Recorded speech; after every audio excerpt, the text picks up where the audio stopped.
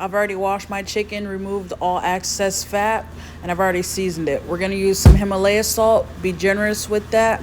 We're going to use some black pepper. Go ahead and be generous with that too. It's going to create a crust. We're going to use some paprika for a little bit of heat. We're going to use some garlic powder. We're going to let it sit there and we're going to let it marinate. So let's get into the rice. We're just going to put a little bit of grease and let it fill the bottom. That's what I like to do.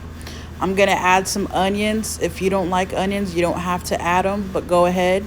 And we're going to let them cook. Once they start floating in your pot like that, we're going to go ahead and add our rice in there. I'm using 2 cups of rice. You want to mix the rice all around and make sure you get it into the vegetable oil. Just mix it, and we're going to contain this on a high heat. We want to wait, and you want to give your rice a chance to brown. And once your rice browns, how it looks right here, we're going to go ahead and add the water. Since I used 2 cups of rice, I'm going to put in 4 cups of water. And we're going to let that come to a boil. And as it starts to boil, we're ready to put in our tomato sauce. So we're going to pour it in. It never comes out of the can fully, so I put some water in, give it a shake, pour the rest in there. Go ahead and move that to the side. We're going to go on with the 1/2 teaspoon of garlic. You can use minced or fresh. Doesn't matter. We're going to go in with some chicken bouillon. I don't measure it. I just pour it. We're going to go in with some tomato bouillon with a little bit of cilantro. It's just a thing that I like to do with the cilantro. You don't have to put it if you don't want to. We're going to go ahead and put some garlic powder, some onion powder in there. We're going to add some black pepper. And we're also going to add a little bit of salt. And after we add the salt, we're going to go to that Saison packet that we got. And we're going to go ahead and dump that Saison packet in there as well. That's going to change the flavor of the rice and bring so much flavor. Also, I like to add a little bit of Creole seasoning. I put that in lots of foods that I make. So you're going to stir it around. You're going to continue to keep it on a high heat. We're going to stir it around a little bit, and then we're going to give it a taste. If you need more seasoning, go ahead and add more seasoning. If it's good the way you like it, go ahead, and when it comes to a boil, we're going to turn it to low, and we're going to move it to the side.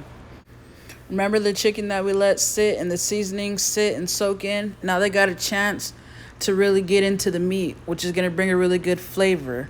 So now what we're going to do is we're going to heat our pan on a medium-high heat. I'm using avocado oil. You can feel free to use whatever oil you want. Go ahead and pour yourself a little bit on there, not too much, because remember, you can always add, but you can never take away.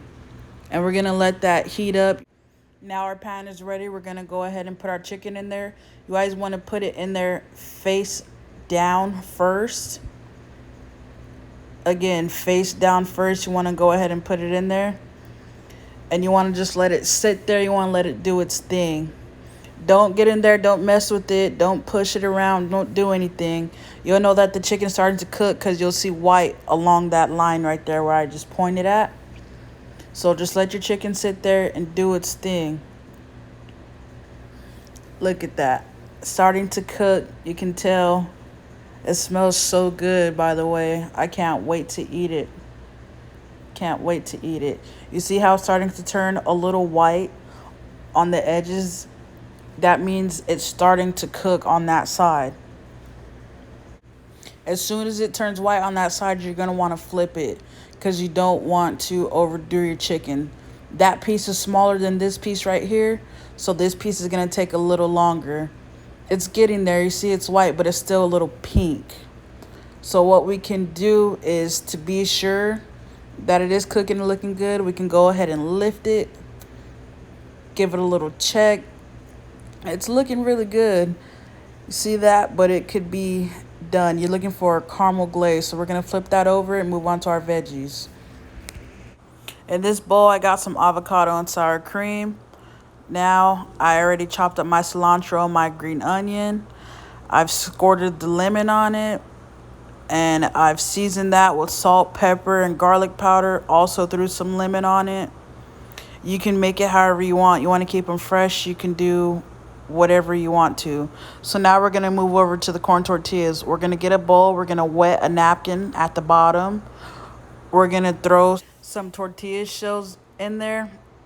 I don't cook for lots, so I don't have many.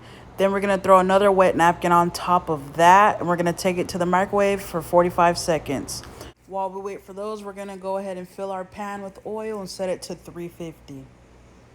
Remember that chicken that we was cooking? All right, now it's finally done. I've been letting it sit. Once your chicken is done cooking, you want to let it sit for 10 to 12 minutes so it can regain its moisture. I know you guys probably wanted to see this, so I'm going to show you guys. It's been sitting for 10 minutes, so now I'm going to cut it. It's cutting so easy. It's still really hot. There's so many juices coming off of the meat. It smells amazing. It's tender. It's juicy. Hold on, give me a second and I'll show you guys. Look at that. White meat. It's so good. It's so juicy. Look at that. It has so much. Smells so good. It's hot. Look how that cuts. Cuts perfectly. I'm going to go ahead and cut the rest in front of y'all, and I'm going to keep showing y'all pieces as I go. Look at how juicy and tender that is. I'm bragging. Y'all have to make this and show me. I had to taste it. It tastes so good. It's so full of flavor. It like melts in your mouth. It's so good. Look at that beautiful white meat. And we created an amazing glaze on it as well. Check the top out. Take a look at it. Really good. It's really good. I can't get over how perfect it's cooked. Just follow my steps and your chicken can always come out juicy and delicious, just like that. I'm just trying to go over every piece and show y'all everything, because while I'm looking, I'm also trying to make sure it's done. Even though I know it is done, you always want to double check, be safe. You don't want no salmonella. Now what we're going to do is shred it up. I put mine into the blender. I took the easy way out. It comes out just as well as you shredding it with a fork or however you want to do so. Now it's time to have some fun. What we're going to do is we're going to grab a corn tortilla shell. We're going to lay it down. We're going to grab some chicken. Make sure you fill up the whole space. We're going to grab some cheese. And don't look at me crazy when y'all see this, but we're going to grab some mashed potatoes. And we're going to dip it. And we're just going to spread it on there. You can't taste the mashed potatoes at all. It's just what's going to hold our roll taco together. So now you're going to take it. You're going to roll once. And then you're going to roll again. And see how the mashed potato, it seals it right there. Just like that. You won't even be able to taste it. Then we're going to set it to the side. And we're going to repeat the process. Grab some chicken. Make sure you spread it all across. Grab some cheese. And go ahead and grab some mashed potatoes. It's way easier to do it with a spoon. I don't know why I was doing it with my hand. But to advise you, it is way easier to do it with a spoon. So that's what I would recommend, is a spoon and not your finger. Because it gets dirty and it doesn't even go, it stays on your hand more than it goes on the tortilla shell. As you can tell, I put too much meat in that one. That's why it ripped. You want to be sure you don't put too much meat in it. So our oil has been preheating and they're ready to set in there. You want to set it in there with the bottom part down, so that way it's still shut and it doesn't come open. And you want to just go ahead and set them all in there. Like I said, I have my grease on 350. So it's not going to take too long to cook. It shouldn't take any longer than 2 minutes. That last one was bothering me, so I had to redo it. So they've been cooking for about a minute on the other side, so I went ahead and flipped them. You can make them how crispy or however brown you want, but right there, that's perfect for me. That's what I like. That's what my girlfriend likes. So we're going to go ahead and let them cook. That's the one that I already did right there. We're just gonna let them cook, and after they're done cooking, go ahead, set them to the side. If you want to put cheese on there, you can. If you don't have to. I like to use foil. It makes my life a whole lot easier. I use foil on a lot of things when I cook a lot of the times.